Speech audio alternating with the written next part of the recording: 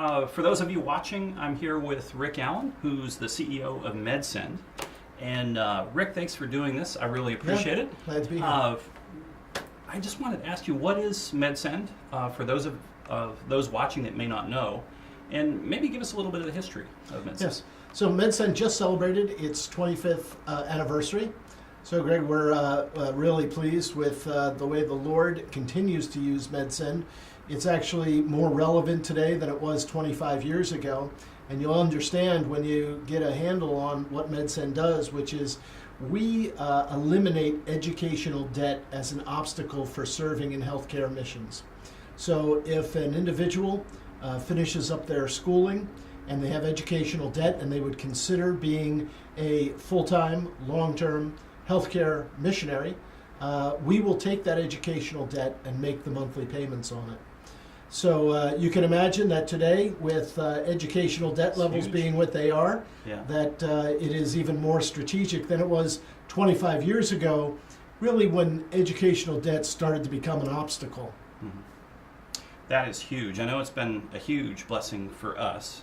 You guys, I think I was sharing early, you guys carry about the debt of about 45% of our missionaries on the field full-time, because we specialize in sending healthcare folks. So it has been an amazing blessing to us.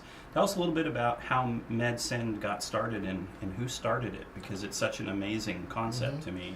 So in the late 80s, there started to be the threat of mission hospitals and clinics closing because a new generation was not coming over to replace those that were retiring. And Dr. Dan Fountain started to observe this. He was a missionary in Africa, and he actually came back to the United States for a sabbatical. He was at the Billy Graham Center as visiting scholar, and he took a year to study the reason why individuals were not coming to replace those who were coming home. And what he determined was that it was educational debt, and an individual who felt called, was committed to go, really took a position that, let me take 10 years, I'll pay it off, and then I'll go. Yeah. And of course, during those 10 years, life would happen, right? The practice would get out, started, yeah. and the family and the house and the mortgage and everything else, and they would never go. So he presented his findings to the Christian Medical and Dental Association, CMDA, and they agreed. And one of the people who saw the minutes was an individual, Dr. David Topazian, who was serving as a missionary at the time.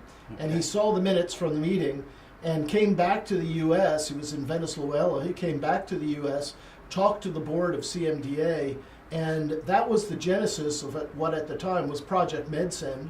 Dr. Topazian started the organization and got it off of the ground with a vision to be able to ideally at least stop 10 of these hospitals that were under great threat of closing from closing. And his vision was that he had hoped to get 10 individuals, and at this point, celebrating our 25th anniversary, we passed 650 individuals who have been given grants. So God's done an amazing work. That's amazing. God has been faithful. So tell me, how did you, as a pastor, end up as a CEO of an organization that supports healthcare professionals around the world? It's kind of a funny story, as God does these things with his own sense of humor. I was actually a business person, and I had participated in the software business for most of my career. And through a series of God-ordained incidents, I wound up being a pastor following the business career. Sure. And I was a bivocational pastor, so I was still working in business and also pastoring. I was in Connecticut at the time. And I was working in a business context in Manhattan and New York City and pastoring in Stamford, Connecticut.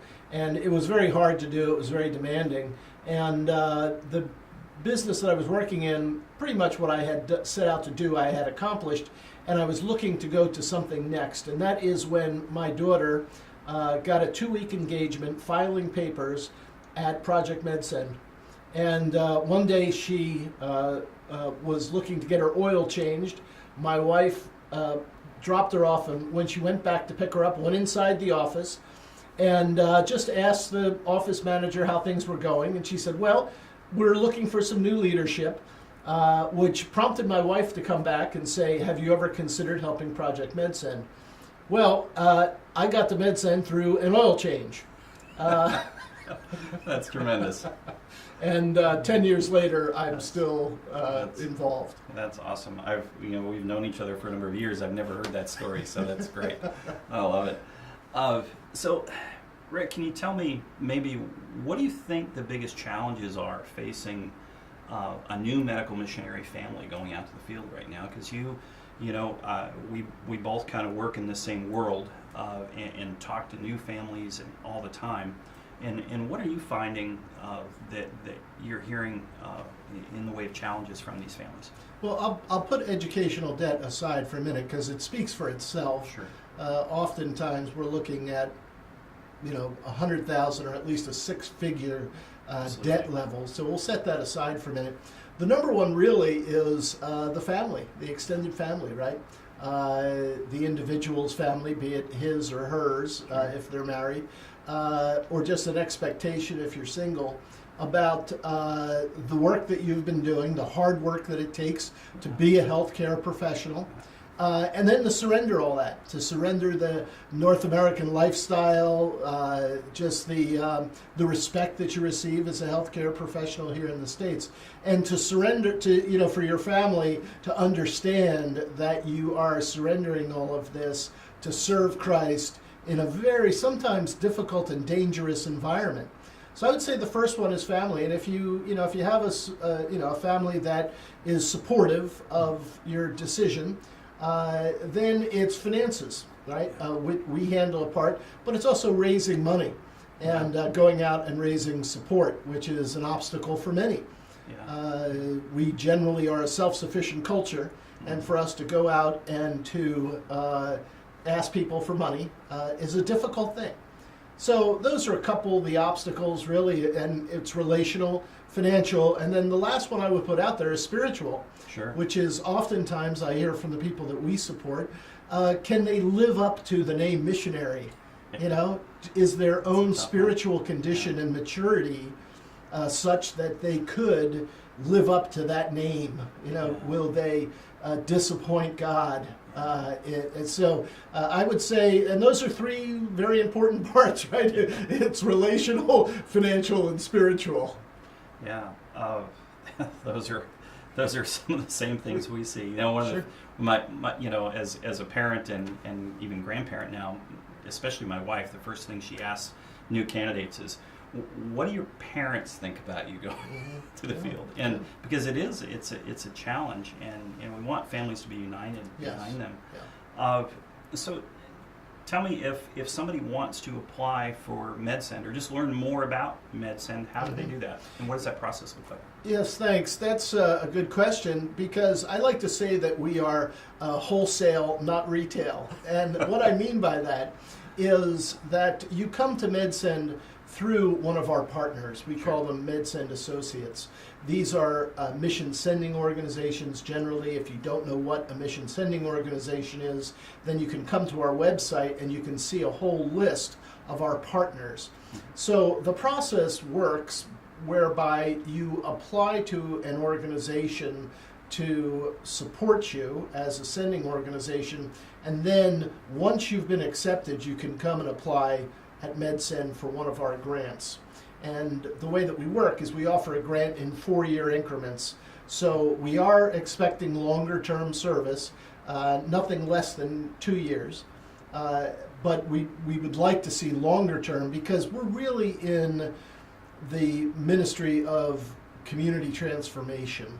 And it takes time. It takes time to learn languages. It takes time to learn the people, their beliefs, where their heart is, build deep relationships. And it's nearly impossible to do that in less than 2 years. The benefit of health care is that you can be effective immediately delivering health care. The minute you step on the ground, you can start to come alongside of people and help them with their health. But to really transform communities in the name of Christ, that takes time. So we're looking for long-term commitments, 2 years and greater. You can get a preliminary application on our website, www.medsend.org, very simple, and get a preliminary web application. This application will only accept if you're engaged with one of our partners. Sure. Right? So you can find the partners on the website as well. Awesome. Well, thank you so much, Rick. I appreciate your time. It's Yeah. great to God chat. bless you, Greg. Yeah. God bless. All right.